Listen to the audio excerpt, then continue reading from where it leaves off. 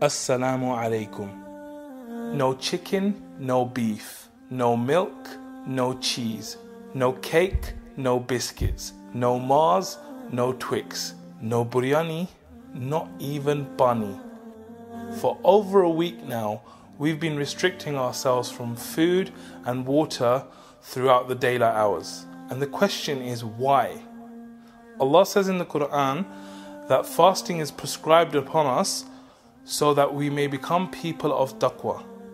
So this whole month of Ramadan is all about becoming people of taqwa and people that are closer to Allah. So we want to enter the month in a certain way, but by the time that the month finishes, we have to be people that are closer to Allah. So what is this word taqwa? Now the way I want to explain it is using the Staples Corner flyover, because as you all know, the flyover is quite wide, and when you get on there you feel like putting your foot down, but the speed limit is only 30 miles per hour.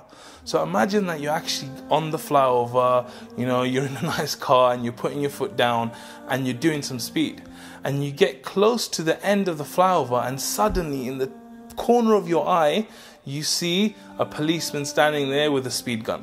What happens to your heart? What happens to your mind, right? Suddenly you put the brakes on, you slow down and you think, oh no, Ya Allah, did this guy see me? Did he catch me? Does he know how much speed I'm doing? Is he going to stop me? And your whole body and your whole being becomes very, very aware and conscious of the policeman.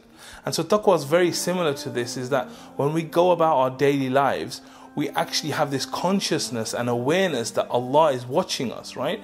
And so whatever we do, we have to make sure that we are pleasing Him with our actions and that we are not making Him angry because we're doing things that He doesn't like. So if you look at this month, you'll find that you've already increased your taqwa. And if you think about it, that's only been done because you're fasting.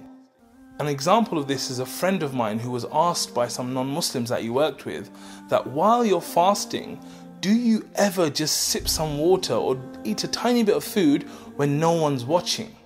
And my friend, he didn't really get the question. But what the non-Muslim was saying is that, look, nobody's watching you, nothing's happening, so why don't you just eat or drink secretly, right? But they don't have the concept of taqwa that you have and I have, that we don't eat or drink during the day because we know that Allah's watching us. So there's no point eating or drinking because Allah knows. So that means that you already have increased your taqwa. You're more aware of Allah throughout the day because you don't eat and drink. And so this is a big lesson for us, that the way we become closer to Allah, the way we have more taqwa is very simple. We just have to increase the good deeds we're doing.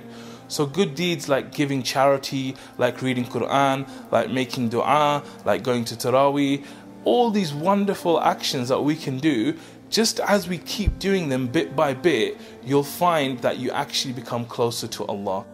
So for this week, I'd like us to increase the amount of dua that we make. Dua is something that's amazing. It's calling upon Allah and connecting and talking to Allah in a very, very personal way. One of the great things about it is that no one ever has to know that you're making dua. And we have so many things going on in our lives. We have hardships and difficulties, and then all the things that we want and all the things that we need. And really the truth is that the only one that can give us all of these things is Allah. So we want to focus on speaking to Allah and asking Allah for all of these things, because Allah is not like human beings.